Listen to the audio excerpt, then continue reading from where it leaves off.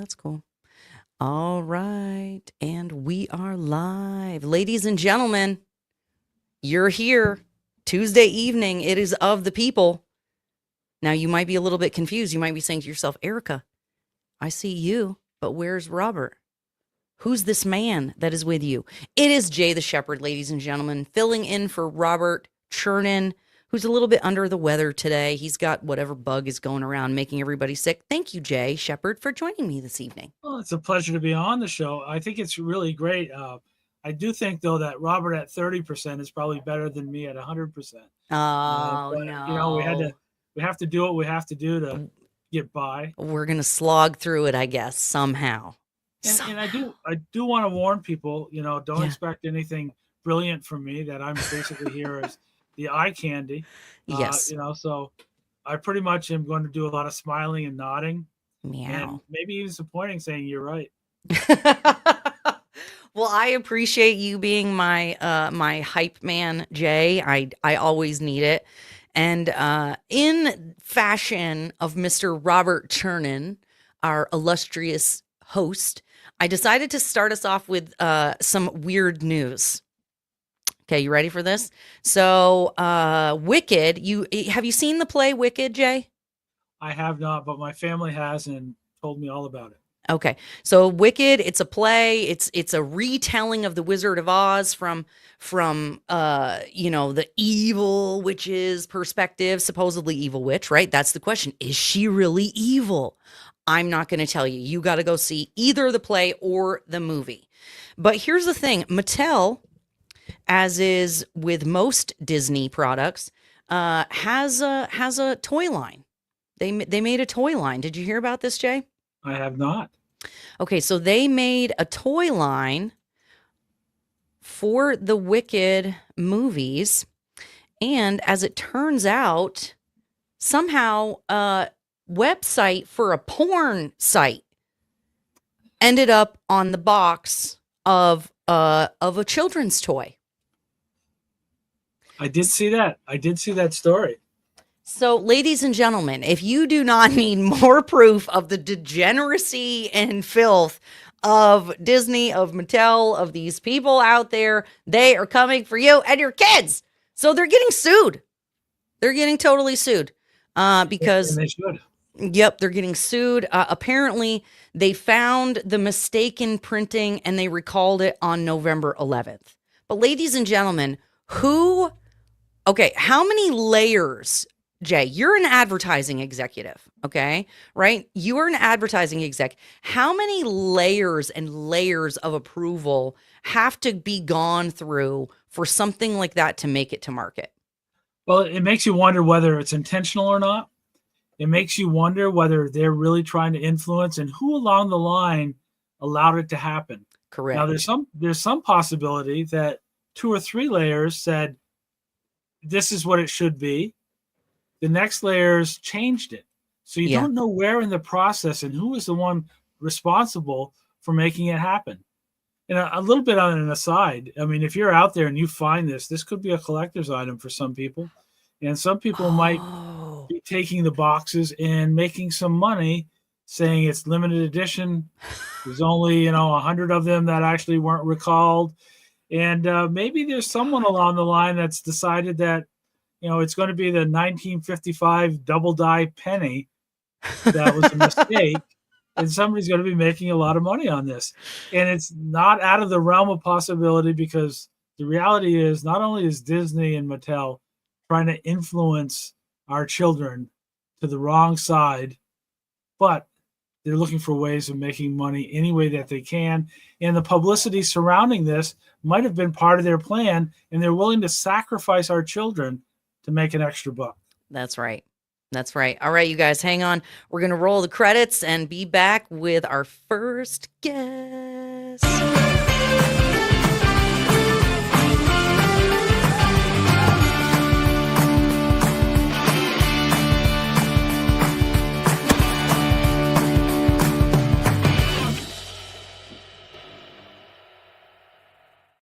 All right, ladies and gentlemen, our first guest this evening is Mr. Luke Moon from the Philos Project. Luke, how are you this evening?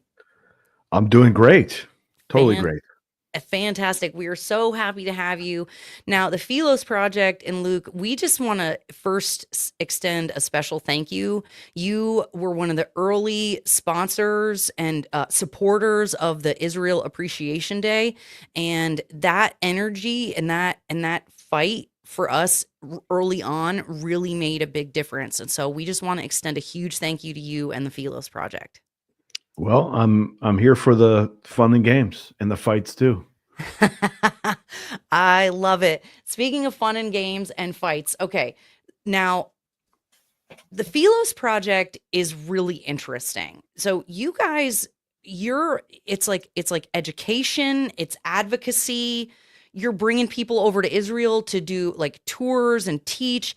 What would you say like what would you say is really the core of the Philos Project? I mean, I can read the mission on the website, right? We Right. can all read your mission statement, but what to you is really the core of what you guys do? Well, at the core, my job is to get Christians to support Israel and the Jewish people. That's the Mm, bottom line. That's yeah. what I do. That's what I spend my day doing. That's what whether it's talking to Latinos about it, Catholics, evangelicals, African Americans, like it's a constant drip of me and Mm, my team basically saying, "Hey, Christians, this is important not just for your faith, but for Western civilization." yeah. Western civilization is as much a lot of people like to say it's, Rome and Athens, but it's actually got a lot of Jerusalem in there. Yeah. And so it's helping people to connect with the roots of Western civilization that are often overlooked because they got pulled into Rome or Athens somehow. Mm. Well, and I think it's interesting because when I got saved about ten years ago or so. And when I got saved and I started learning about this faith, this Mhm. savior that I had accepted, my Messiah, and I learned right away that he was Jewish from, the Middle East, was not the light-skinned, blonde, wavy-haired Jesus that I saw on my grandmother's wall. But like, are there really, maybe this is a silly question, naive. Are there that many Christians who don't really get that we follow a Jewish Messiah and that it's founded from that region? Well, I don't know. I think the issue is that they might know, but they don't actually care. Okay. And that to me is an important distinction because Okay. I think there is this rise of anti-Semitism around the world, not just in America, but around the world. Yeah. And to me, it's actually rooted in the fact that God chose a people on this earth in whom to invest his plan for the world, his redemptive plan for the world. Mm. He gave a people the blueprint for humanity on a mountain in Sinai. And that was supposed to go to the whole world. And in the book of Isaiah, it talks about the nations shall go up to the mountain of the Lord. They will learn of the God of Jacob. The word will go forth from Zion, law of the Lord to the ends of the earth. And what happens there in that picture that Isaiah is presenting is then they shall turn their swords into plowshares and the spears into pruning hooks, Mm. right? Like, yeah, God gives the blueprint for peace on this earth, and it's Yeah. going through Zion, which means that you're connecting with a place and a people that still exists. Wow. And so that's what I'm just trying to help people better understand that it's yes, Jesus was Jewish and all the apostles and Mother Mary and everybody in the Bible story was basically Jewish, but a lot of people can say, well, then so what? Like Yeah. Israel and the Jews were an egg from which Jesus hatched, and you kind of throw away the shell. And my case is that they are not, that they still play an important and special role in God's redemptive plan for the world. Yeah. Well, and that's what I hear from most people who visit Israel is that the experience of walking the roads that Jesus walked, of climbing the hill or climbing, the mountains and doing all the things. Yeah. that it's just powerful and incredible, and it brings home their faith in a new way. Let me tell you, Ericka, when the first time I went to Israel was 2012. And I remember going, I was up on the Mount of Olives, and it was cold and raining, and I was miserable because I didn't pack well. I was thinking I was going to the desert. Instead, I was like, oh, it's cold and freezing and snowing. What's up with this? And so later that night, I called my wife, and I was like, today I went up on the Mount of Olives, and I went to the place where Jesus supposedly ascended into heaven. And my wife says to me, "What do you mean supposedly?" And I was like, "Yeah, what do I mean supposedly?" Oh, wow. No, I went to the place where Jesus ascended into heaven. And I was like it rocked my world, right? Yeah. It was like suddenly the words on the page, in black and white and sometimes red, like I was like, this is a place. These are real. This really happened. Like, and it hit me in a way that I had not expected. And it got under my skin, and I've gone like 40 times since. So it properly got under my skin. Well, I think one of the things that I've noticed about the Philos Project is that you are taking young people to Israel. People are Catholic, or they're evangelical, or all different faiths, to go over and really understand what the story is and what the birth of our faith really is. As a Christian, and as a Catholic, we talk about Rome a lot and how we built the faith. But it all goes back to Jerusalem. It all goes back to Israel, that is the foundation of who we are as a people. And you don't have to be Jewish to understand that that's the birthplace of who we are and how we've evolved. It's true, but let me give a couple of examples of where it's like even more tangible in the way we actually even think. Things like civil disobedience. The places where the Bible is the only place in all ancient texts where God, the God of whoever, the God of the universe, is affirming civil disobedience, because oftentimes in a lot of places the king was the god, a demigod, Pharaoh was the god, or Caesar was the god. But here in the Bible you find that God is God, and when he says to when he protects when the midwives of Cana, not the midwives of Cana, midwives of the book of Exodus, of basically Moses, right? When the midwives disobeyed Pharaoh's command to kill all the baby boys, that's right. In Exodus it says that they were blessed for that. And then Shadrach, Meshach, and Abednego in the book of Daniel, another example of where these guys don't bow their knee to Nebuchadnezzar and are thrown into the fiery furnace, and they're freed, and suddenly everybody's like, it completely changes the game, right? Those are a couple of that's just like civil disobedience. We affirm as a nation civil disobedience, and where does it come from? It comes from the Bible. The difference between nations and empire. God, in his conversation with Abraham, he says, "Here's the borders of the land I will give you, from the Lebanon in the north to the Euphrates to the river in the south." He gives this land. What is he doing there? He's saying I affirm nations, not empires. Wow. Nowhere in the Bible does God affirm empires, but he does affirm nations, and nations have borders. And he doesn't say to Abraham, conquer as much as you want, go as far as you can, take it all, dude, just take it all. Wow. He doesn't say that. He actually limits the people of Israel to a geographic area and boundaries. And that to me says, okay, God affirms nations, and therefore nations are good, and therefore we should affirm nations. We should affirm borders, like the southern border and the northern border. And I have never heard anyone say anything like that before, Luke.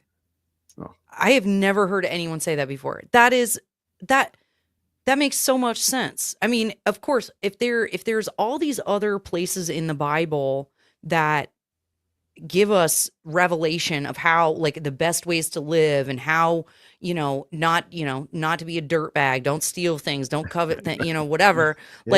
There is so much more in the Bible if we actually take the time to study it and learn that's it. The thing is that most, like, the the people who came across on the Mayflower, they read Hebrew. Okay. The people who wrote Magna Carta, they read Hebrew. They're like the people who are like the most read book of the Bible by the founding fathers was the book of Deuteronomy. Why? Because nation building comes out of the Hebrew part of the Bible. Wow. The New Testament is about personal relationships. Husbands, love your wives. Fathers, don't exasperate your children. The relationship between slave and free people, like it's between Jews and Gentiles. It's about relationships and interpersonal relationships and relationship with God. Well, if you want to build a nation, you read the Hebrew Bible. And if you're reading a nation like the founding fathers were, they're like, where do I get this stuff? Oh, maybe I get it in the Bible.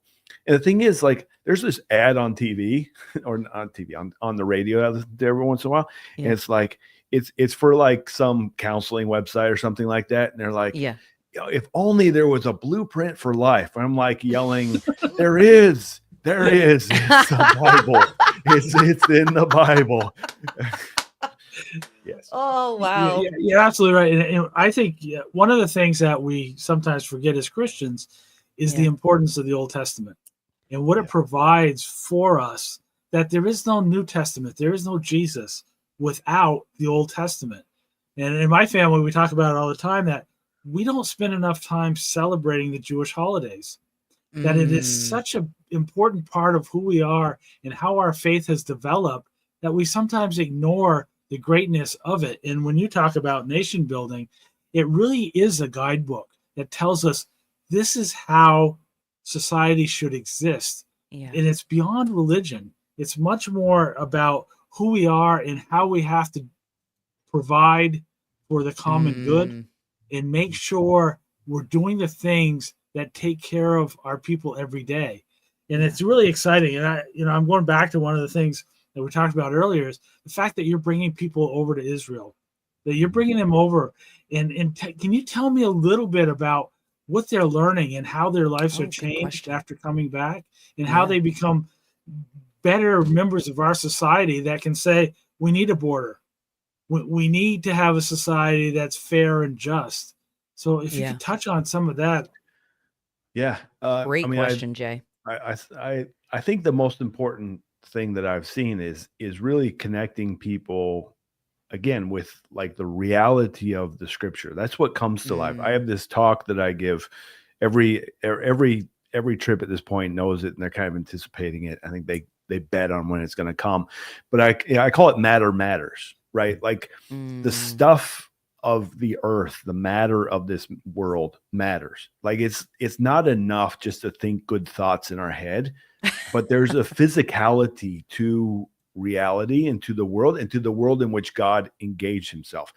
Like incarnation, which we believe is God taking on flesh. We you eat carne asada. What does that mean? Like in the flesh, you eat like in the meat. And that's what God is coming down in the flesh. He could have just the whole time, forever and ever, have stayed, in the spiritual, but he took on flesh, and that helping people see that reality and that there is a place on this earth that God chose to show himself and reveal himself and walk and talk and do the things that he did. It helps people, I think, better understand the meat and potatoes of their faith. I mean, it really does make a huge difference to see this, because here's the thing is that, basically we all think like postmoderns, and postmodern people determine truth through logic, and not like modern people is like logic and reason determine truth. Right. Postmoderns, it's experience determines truth. And so experiences are so important for people of this generation to better understand reality and truth. And so by taking them to Israel, what I am doing is I'm giving them the experience to accompany what they read. And having those two things together makes such a big difference. It really does. It's life-changing for the individuals that go. We always hear that. But the other thing one of the things we do is we always do a Shabbat dinner with a family or families in the old city of Jerusalem. Mm.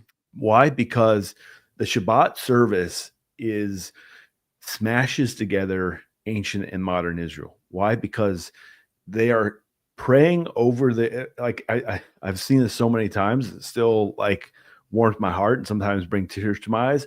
But I watch as fathers and mothers lay hands on their children and pray over them with the prayers that the patriarchs prayed over their children. That to me is incredibly powerful. And the fact that you do it week after week after week, every week, imagine like laying your hands on your kids and saying, like, bless you and keep you, and I affirm you and I love you and you're and that affirmation a week, every kid in Israel gets that affirmation every Friday night. Wow. That is powerful. That kind of stuff, like people begin when they come back, they adopt that stuff into their own lives and their own, they might not turn off their cell phones on a Friday night and sing some songs, but that weekly gathering around a table and having a meal, they begin to adopt that. And it is very transformational, Jay. It's a very powerful experience for a lot of people. Yeah. Well, I would imagine that would be for anybody. It's easy sometimes to tell when you meet young adults whether or not they had dinner with their family on a regular basis, whether there was a set time where they come together to talk about the day and to talk about their faith in a prayer before meals.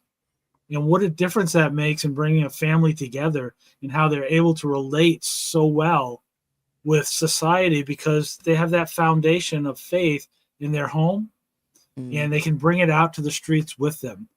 And it's so great when I hear someone who says, my kid is easily influenced. I say, that's great because you have an opportunity to influence your child with a belief in God and what it means to be a good citizen and a good person. And speaking of being a good citizen and a good person, let's hear from our sponsor, American Center for Education and Knowledge. Stay with us, you guys. We'll be right back with Luke Moon from the Philos Project, learning more about all the awesome stuff they're doing. All right, hang on, you guys. America came into being based on a shared belief and a common set of values. Unlike other nations that were bound together based on common ancestry, race, or caste, we came into being based on a simple and shared set of ideals. That the power of government is based on the consent of the governed. That life, the freedom to live life on our own terms in our own way, free from government interference, and liberty, our most precious value, and the pursuit of happiness, which means we are free to pursue that which we choose with the knowledge and courage to know that nothing is guaranteed to us in this life. Those values, America was founded on these basic inalienable rights. Freedom to pray to God in our own way. Freedom to think and speak freely without fear of punishment or harm, and freedom to gather in our places of worship and in our local taverns, and freedom to defend ourselves, our families, our homes, and our neighbors as we see fit. The American Center for Education and Knowledge is dedicated to protecting American exceptionalism anywhere and everywhere it is threatened. ASIC is a 501c3 and depends on your tax-deductible donations. Please help us continue our fight. And fight we will do. Ladies and gentlemen, make sure that if you are watching this video, you like, share, and subscribe, y'all. And definitely go check out Luke Moon. We've got all his links and the website for the Philos Project in the description, so go check it out. Most importantly, donate, give, join the online academy, learn some stuff. I learned stuff just from reading your website. Okay, there's one of the like little FAQ things that I really appreciated because you articulated something better than I think anybody else has that I've heard. So one of the questions, I don't remember what the section is called. I'm calling it the FAQs. Questions were asked. It's the FAQ section. For sure. Yes. The question is, what is your position on Muslims? And of course, you're going to have to address this if you guys are going and equipping people to, argue for their faith or, be a change maker in that region. They need to know who they're dealing with. And I love this, the distinction between Islam and Muslims. I thought was so important, and I almost never hear people do that. Can you just kind of say more about like this?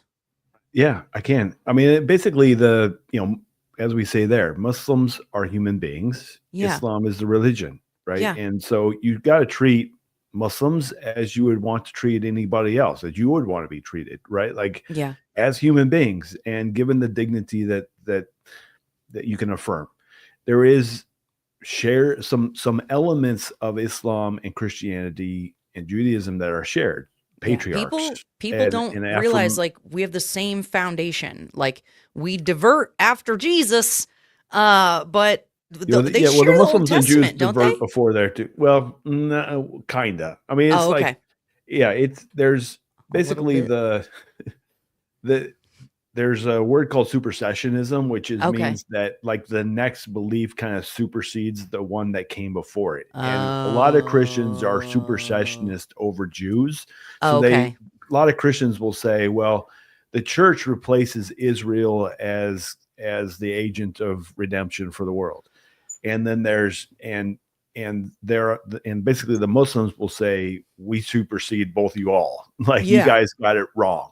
Yeah. And and they'll say, well, here's where we got it right. And so there is a distinction, but I think the bigger issue, and the issue that I where I want to drive the wedge, if there's a wedge to be driven, is between what I would say is things like words like radical and extreme are perspective words. Yeah. Where I want to drive the wedge is between violent and nonviolent. Yes. Right. Because I consider myself a radical Christian, which means that I actually believe I believe Jesus was born of a virgin, suffered under Pontius Pilate, was crucified, died, and was buried. On the third day, he rose again. Like, I believe these things. I was a missionary for 12 years. I preached the gospel all over the world. I was ready to die for my faith. I did the most insane things you could possibly imagine. The things that I did were crazy. And I would do it again because I am absolutely committed to this stuff. Yeah. Okay. Now, when someone says, well, the good Christians are the moderate ones, I'm like, no, I don't want to be called a moderate anything. I don't want to be called a moderate. Like politically, I'm not moderate. I'm a zealot too. But like, I like the word, like, but we put that on Muslims though. Yeah. Right. We say, well, oh, the good Muslims are the moderate ones. And I'm like, but why? Like, I want to, like, if there is a Muslim person who fully believes the revelation of Muhammad and the Quran and all that sort of stuff, and he doesn't want to kill me, dude, go at it. I mean, I don't care. Like, be all you can be. Okay. But so to me, where the wedge is driven is between those who can live with others who think differently than them. Yeah. And are totally fine and comfortable being in that spot, and those that don't. And so it's an affirmation of, and the thing is, I meet Muslims like this all the time who are properly committed to being Muslims and are really frustrated by Muslims behaving badly. And the Muslims around in various parts, particularly in the West right now, who are who they believe are hurting the reputation of Islam. And they don't want to be a part of it. They don't want to be associated with that. Like, I don't want to be associated with who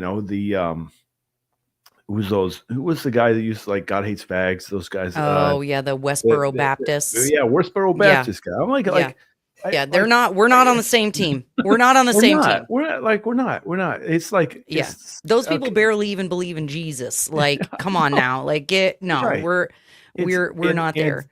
And so to me, it is like, you know, if we're all lumped in with people like that, then I'm like, well, it's, you know, we're not, but it means though, we gotta, you know, people who like us who are committed to this faith, they have to affirm that, like, here's the things we that are wholly consistent with our faith, and here's the things that are not. And I need Muslims to do the same thing, and I know Jews are doing the same thing. Like, because in every group you have people behaving badly, and where stereotyping happens is when one experience with one individual ends up reflecting on the whole. So I was beat up on a bus when I was 13 years old by a bunch of black guys. Okay. I grew up in Seattle.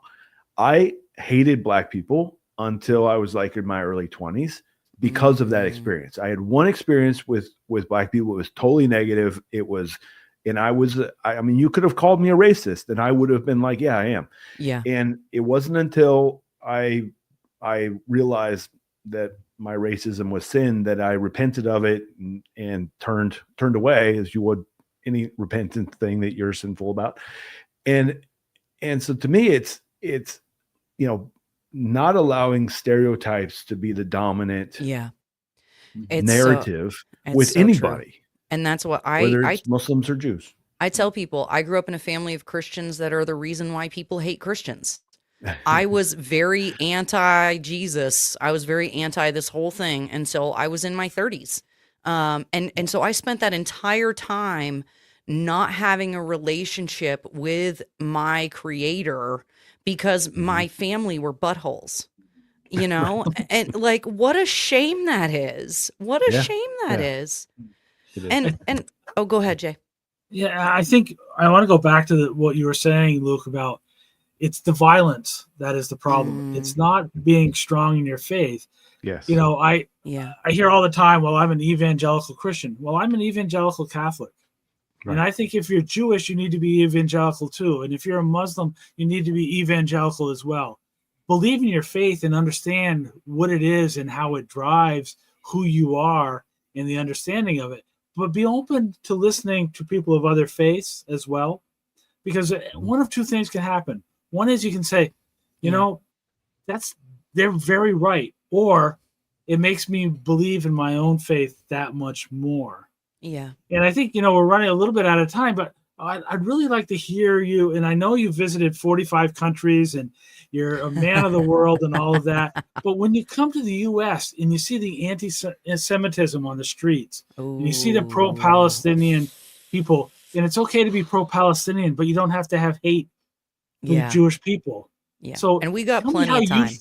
We got plenty of time for that. How do you feel when you see those kind of protesters and the hate that develops among people in our country, let alone where they don't understand how it affects all of us?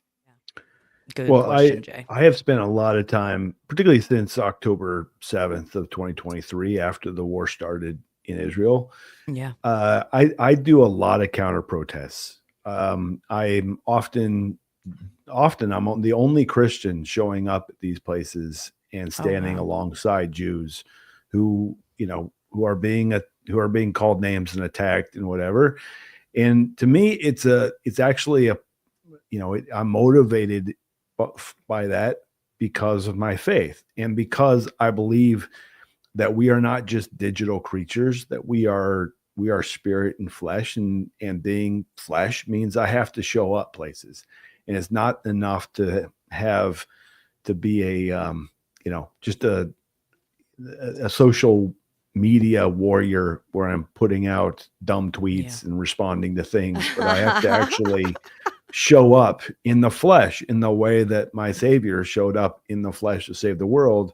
I'm going to be in the flesh to stand with my friends who are Jews who are being attacked and maligned and called all kinds of horrible things. And I think it's the duty of Christians to stand up for Israel and the Jewish people because of the stuff we talked about already, about the fact that they're the people through whom our faith comes, the people who the blueprint for the world comes, not just not just Jesus, but the whole world is transformed by that book.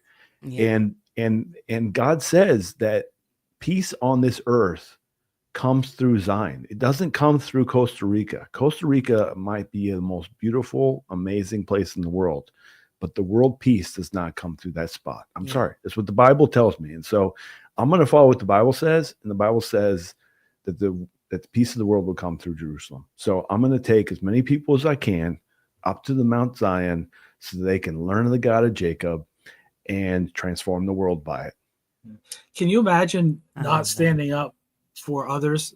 I mean, if it wasn't for Jesus standing up for the Gentiles, if it wasn't for the Apostle Paul going and spreading the love in the faith of Jesus, and in protecting and in reaching out to those that were not Jewish, for us to stand by and allow this hate to fester without standing up and saying something, it's not part of what our faith is. It's not what a Christian should be doing, and how we understand the foundations of our faith in Jesus and Paul and all the other apostles that made us who we are. Yeah. And, I mean, there are 1,000 places in the Bible probably where it says, be not afraid, be not afraid, be not afraid. And, Joshua 1:9 came up earlier today in another conversation. Have not I commanded thee, be strong and of good courage, be not afraid, neither be thou dismayed, for the Lord thy God is with thee wherever you go.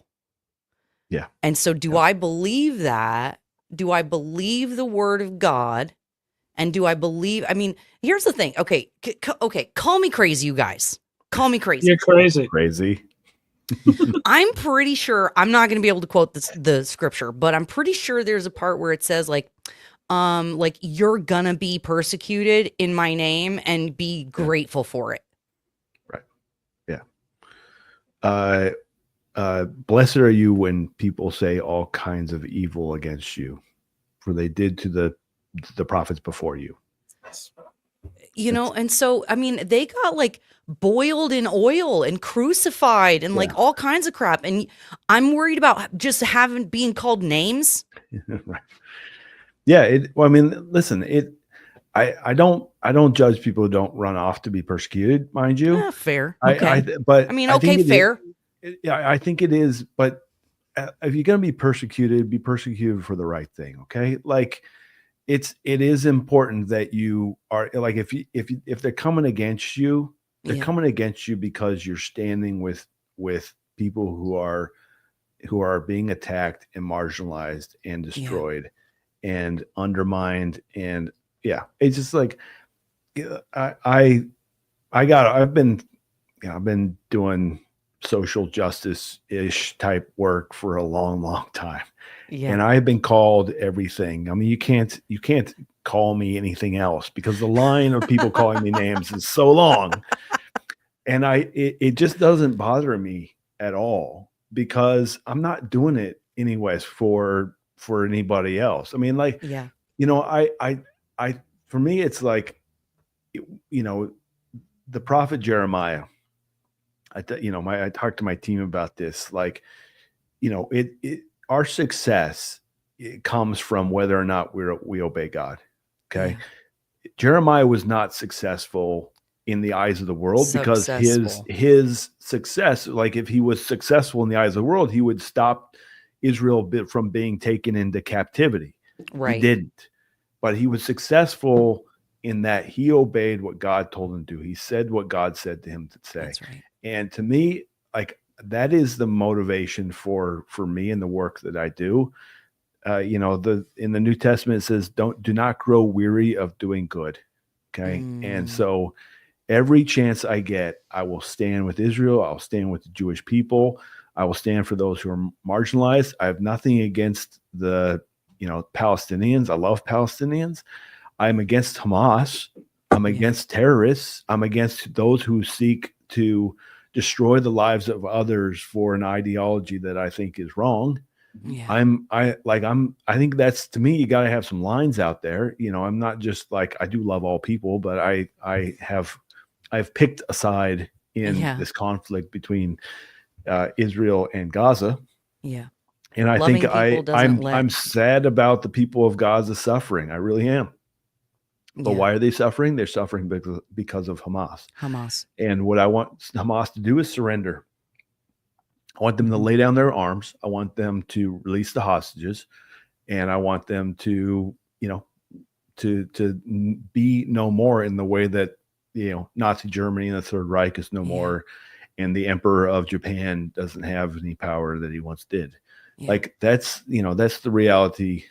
That's where, the rubber meets the road. And so to me, I'm going to do what I can all the time to ensure that, there's the people who have been hated for centuries, hated by my Christian ancestors. My Christian ancestors killed Jews, burned them in synagogues, turned on them, attacked them, forced them to, eat pork as a, or die, that kind of stuff. And you're like, I'm not that kind of Christian. I'm going to be the other kind of Christian, that one that affirms and recognizes that when God says the promises, the gifts and callings of God do not come back void. They still stand, right. And God still stands with Israel. He still stands with the Jewish people. He still has a special place for them. The church doesn't replace them. They still matter to God. And I'm gonna keep affirming that. Amen. I think that is a perfect place to put a pin in our conversation today, Luke Moon. Thank you so much for joining us today. And thank you again for being such a strong supporter of Israel Appreciation Day and for all that you do for the Jewish people. We're just grateful. You guys go check out the Philos Project. We've got links in the description, philosproject.org. They've got all kinds of stuff in here, help get some young people set up to go on trips, go to Israel, go see what's going on, go support them, because y'all are doing good work, Luke, and we thank you so much. And please continue to be an inspiration. Yes. Well, yes. Okay. If you tell me, Jay, I guess I'll do that. Well, everybody listens to me. Everybody does what I appreciate. I will. It's Jay the Shepherd. I know exactly. He's telling you what to do. Exactly. I'm gonna do that thing. No, I appreciate it. It's an honor. I really appreciate you guys having me on, and thank you. Thank you. Robert's going to be very disappointed. He's going to be so bummed. He will. He's going to be so bummed. He missed this. Oh my gosh. And if you had my back and it's going to be on, it's going to not be nearly as good. It's not. It's going to be terrible. Because it's going to be terrible. I'm going to mess up all my lines. I'm going to say stuff backwards. It will just be, I'll be confused. Oh no, I love it. Yeah. Well, speaking of confused, let's hear a little bit about socialism from our sponsor, ASIC. Socialism. The goal of socialism is communism. The world is quite familiar with socialism and the horrors socialism has brought with it. It wasn't that long ago. Actually, it's still with us. Socialism creeps into government slowly until it's too late. Socialism, the big lie. Yes, it could happen anywhere. This educational video was brought to you by the American Center for Education and Knowledge and paid for by people like you who care about the future of our democracy. Please help us continue our work educating the American public and consider supporting ASIC by making a tax-deductible donation at asicfund.org. And we're back. That was a really fun interview. It really was. That was excellent. Luke Moon, you guys, Philos Project. I don't think I messed up the name once. No, the record. You've done good. You've done good. I'm very proud of myself. You guys, I was having trouble remembering how to pronounce it. I'm weird. I'm weird with pronunciation sometimes. I get something stuck in my head and it's just like there. It's very weird. You know what else is there in my brain, Jay? I do not. I'm not willing to take that risk. It was a terrible transition. No, I'm doing a terrible transition into our next segment. You guys, the next segment of the show, we're going to be we're going to be sharing with you an interview that Lord Reddick and I did with Siaka Massaquoi earlier today. So our producer, Lord Benjamin, and I got to interview Siaka. He's best known, or many of you might remember him best if you watch the Babylon Bee at all. Okay. So Babylon Bee had this series of videos that it was doing, and it was Californians who moved to Texas. Did you see any of these, Jay?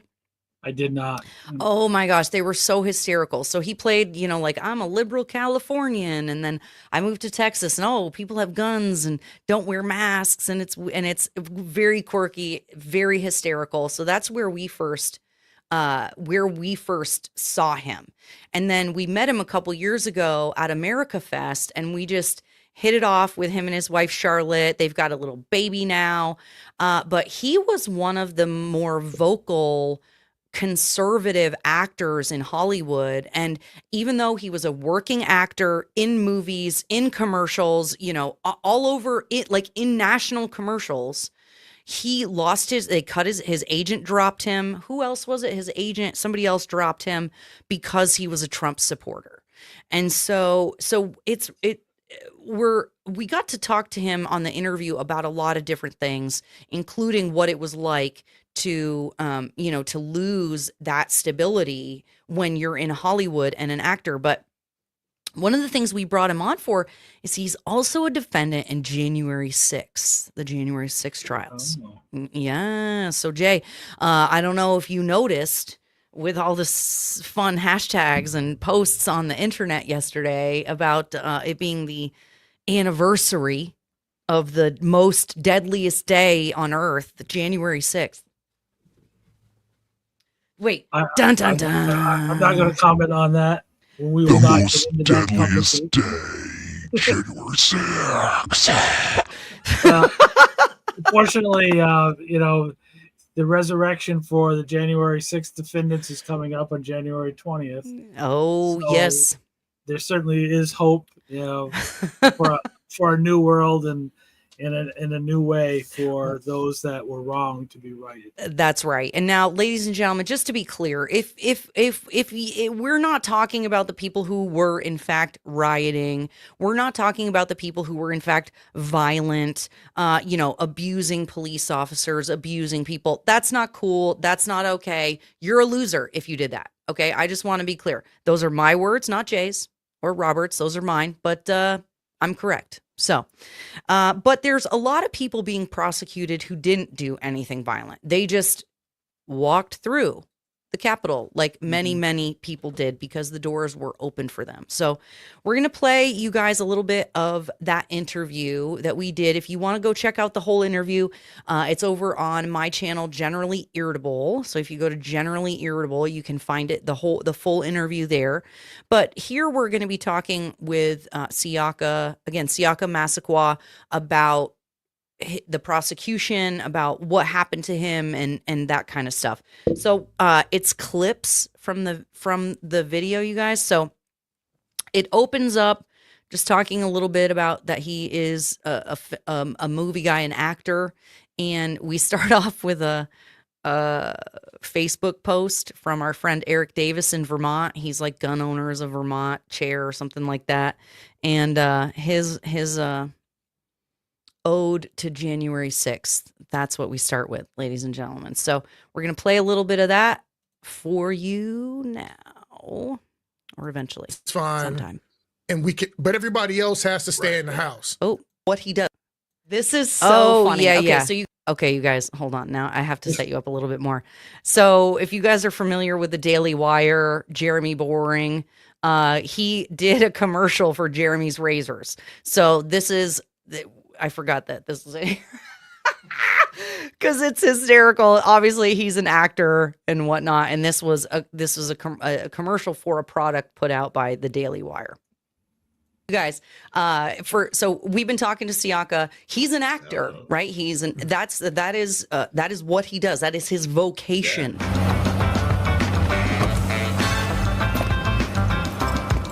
Oh, hey, I'm Jeremy Boring, CEO of Daily Wire and founder of Jeremy's Razors. Woke razor companies love to take your money while trampling on your values. Me, I just love your money.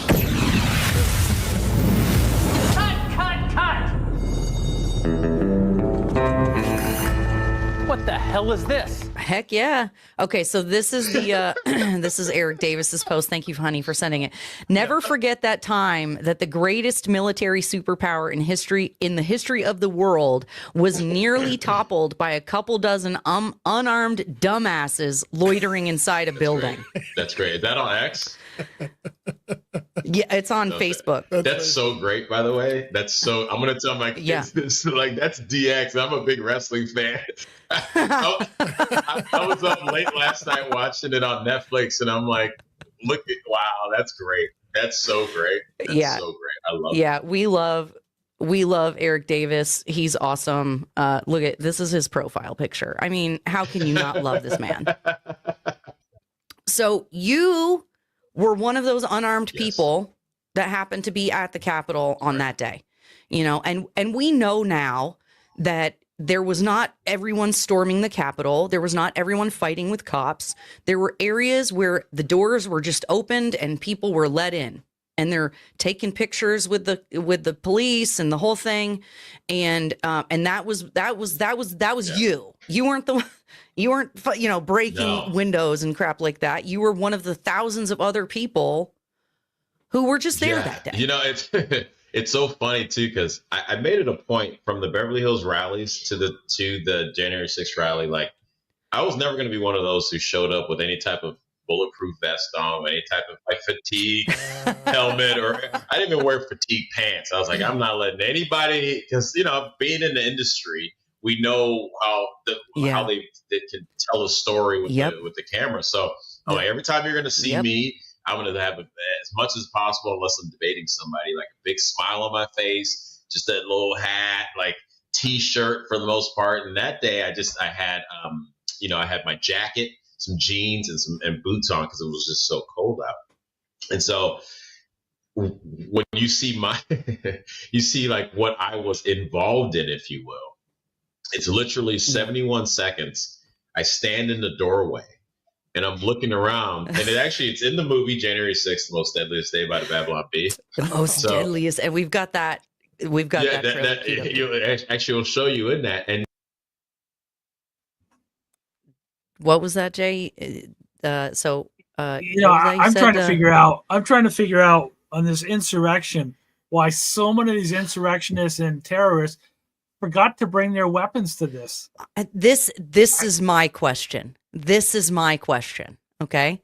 Now, I don't know about you, but normally if I want to threaten people, I would want to have a weapon. Right? Yes.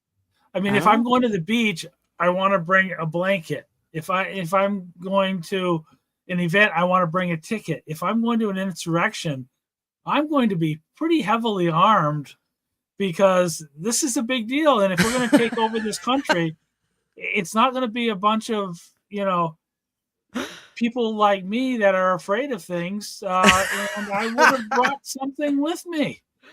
I mean, because if there's an insurrection, there's going to be people fighting back, and I don't want to get hurt, but I want to hurt other people.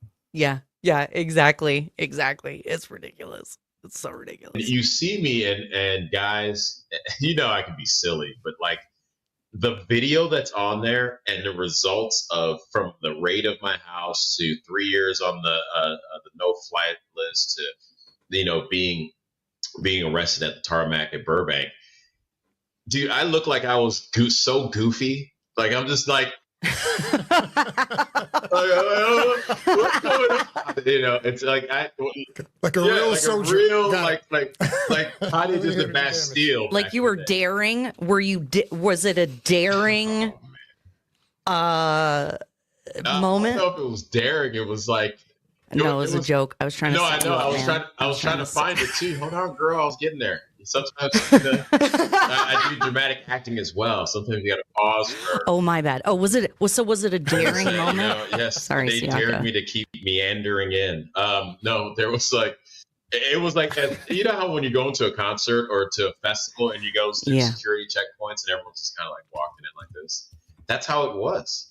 And so, I'm walking in and they're like, oh, they're letting people in here. This is literally on the video. You hear me asking this. They're like, oh yeah, over here. Wow. And so we walk into the doorway, and then the cops that were standing there kind of just people just kind of stopped. Like the cops weren't like holding people back, but at the same time, like you can tell someone was told stop. So a group of people were just kind of standing there. Like they didn't go further in.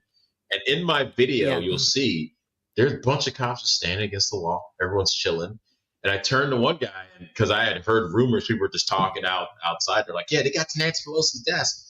And so I remember turned to the cop over to the left. I was like, hey, man, did they get it? I heard they got on Nancy Pelosi's desk. He's like, I don't know. I'm like, oh, okay. And then I turned over this way, and in what felt like, I mean, it was 71 seconds, so it must have happened that fast. But a guy in full riot gear is like, I need you guys. He comes up. I need you guys to go back this way now. I'm like, okay. I was like, all right, we're going to do it. I was like, and I'm like, look, we're being reasonable. This is the most reasonable riot or whatever I said that you'll ever see or something, right? And then I turn back to the people behind me and I tell them, hey, guys, we got to go back the other way. So I was relaying the message. The only time anyone of any official capacity said anything to me about not being there, not only did I comply, but I also redirected the comments to the people behind me who were in my way. And so you were also like helping. I mean, I was complying at the very least, you know what I mean? And it's like, you know, I'm not thinking anything of it. I go back around, I walk around. There was even a group of riot police standing there, and I went up to them and I was like, just like imploring them. I'm like, look, people are mad at you guys. They're not like, we support the cops. It's like the frustration of feeling like being shut down. Your business is closed, and then you feel like the election has been stolen from the people. Like they're just angry that way. They're not upset at you. They don't want to harm you in that way. And those guys just stood there. I mean, I'm right there in their face, and I'm like, you guys are even hiding. I was like, I'm not hiding. I even said my name. I was like, my name's Siaka Masco. I'm a patriot. I'm an American. Like, I'm not trying to hide. Like I said this. And then they're just standing there staring at me. I was like, all right, well, see you later. And I'm like, okay, I'm gonna go. So I just like, I like walked away. Sounds terrifying. He is terrifying. Look how intimidating he is. You know, and here he was actually conversing with the authorities and having a conversation with them. He was indicted. Is that my understanding? Yeah, he's going back to DC to court. So he actually got arrested getting off of the plane on his way home from the Daily Wire premiere of Lady Ballers. So he and his pregnant wife, Charlotte, went to Tennessee for the premiere, and they arrested him on the way home. And they were afraid that they had to arrest him and put him in jail and handcuffs and all those things so that he doesn't commit another insurrection while he's in Tennessee. Yes. Was he, going to overthrow Tennessee while he was there, or very dangerous? Build a militia? I mean, is he Andrew Jackson coming from Tennessee to build a militia to go back to DC to take over things? Nice callback. Nice callback, Jay. I like it.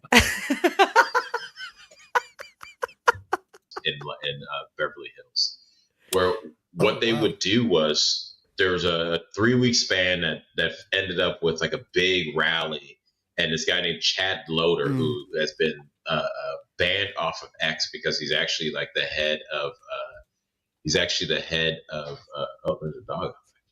He's the head of the Antifa in Southern California. And so when Elon took over, he banned him right away. But this guy organized a big rally march to come down. We had been doing Beverly Hills rallies at this point for the last couple of months. It's been getting bigger and bigger and bigger. And he came and he was like, he had his whole big group come in. They were all dressed up in, it looked like, you guys remember Helm's Deep in Lord of the Rings? Yeah. It looked like them coming in, dude. Like, I swear to you, because on our side, it was like people wearing T-shirts and, MAGA hats and all this, that, and the other, American flags. Most people are sitting there wearing like the bulletproof vests and the helmets and the bike helmet and all that stuff. And so they had they were coming in, but the cops had partitions already set up. So they had it split up. But from the few weeks earlier of Antifa, there were a group of them that came and they were dressed in a pro-Trump gear. And one of them I recognized because he tried to kind of set some other kid up against a black dude by saying he called him something. And I was like, no, I saw it. It was you he was talking to. Stop being a coward. And so every time I saw him, I was like, hey, coward, what's going on, coward? And then all of a sudden I saw him that day. And he's wearing MAGA gear on our side. And I'm like, hey, coward, wow, you're dressed funny. Why are you dressed like that? And he's standing. And so when the Antifa guys showed up, they're standing on one side. And of course, they started yelling at us. And there's a few of us that would yell back. But some of the people that started yelling back were those Antifa people that I saw weeks earlier. Now they're on our side, screaming out to Antifa to get our side riled up. And I was able to, fortunate enough, a friend of mine gave me her microphone, and I started yelling that we're not here to fight. We're here to march and show our love. We have women, we have old people, we have kids here. Let's go. And so we rallied everyone, ended up leaving, and then they got kicked out because they got into fights with police or with journalists. But at J6, I saw two different moments where men, and Ben, you know this, men, just like Jesus, they say, follow me. And these guys would grab people and be like, let's go, and push them. This is Jay, it was so, when we were listening to him talk today, it was so crazy because where's my tinfoil hat? I have felt this whole time that so much of that was just a psyop. That it was a setup by the federal government. And even if, here's the deal, even if, what was that guy's name, Ben? The guy who was like, we got to storm the Capitol. They had Ray Epps or whatever, right? They had the video of him. I'll probably get banned for that too. Allegedly, he's a Fed. There were all those videos of, he was like, we got to go to the Capitol. And people would start shouting, Fed, Fed, Fed. And so I just, why wouldn't we believe that there would be antagonists in the crowd? Not even feds. Let's just take all that crap out of it. Yep. Why wouldn't we believe that there would be antagonists in the crowd to try to make Trump supporters look bad? Well, I know. We just heard that it was happening at other rallies along the way, that they infiltrate, Antifa infiltrates and all of that. And we know what happened on January 6th. We know a lot of people that we like made mistakes that day. Yes. But there were people inspiring trouble, and they weren't people on our side. That's right. The other thing that struck me very well here is that, again, the insurrection, I'm guessing because they were ready to, take over the country, that the MAGA hats are also bulletproof. So they didn't have to wear helmets, because if you have a red MAGA hat, that's like a helmet, because that's bulletproof. Yeah. And if you have a T-shirt on, that's a bulletproof vest. If it says Trump on it, it's bulletproof. So all these people are coming after us, but there's no reason to be afraid. Yeah. Because we have helmets and bulletproof vests on all the time. And I think your guest was right on. Yeah. When he was talking about these outside influencers trying to cause trouble, and they were very successful at it. And they caused a lot of people a lot of pain and agony. Absolutely. Absolutely. You guys, we'll leave a link to the full interview in the chat, in the comments below on whatever social media platform you're watching, or maybe we'll put it in the description after. But we have successfully come around the hour, Jay the Shepherd. Wow. So I say we call it a close for the night. Ladies and gentlemen, if you have been watching for this long, we thank you. And you can thank us for providing you this stellar content by leaving a like and a comment, sharing this channel with some people who you think might appreciate it. Any closing words today, Mr. Shepherd? Yes, and the more likes, the more shares and subscribes you do, we'll guarantee that Robert will come back. and you'll actually get comment and some insightful comments that'll happen, and you won't have to look at me. So like, share, subscribe. It really doesn't make a difference. Yeah. And what Ericka and Robert do here each week is just phenomenal. They're giving you information and interviews that you're not seeing anywhere else, and I just want to thank you for letting me be a part of this. Thank you, Jay. Thank you, Jay. And we will see y'all next week.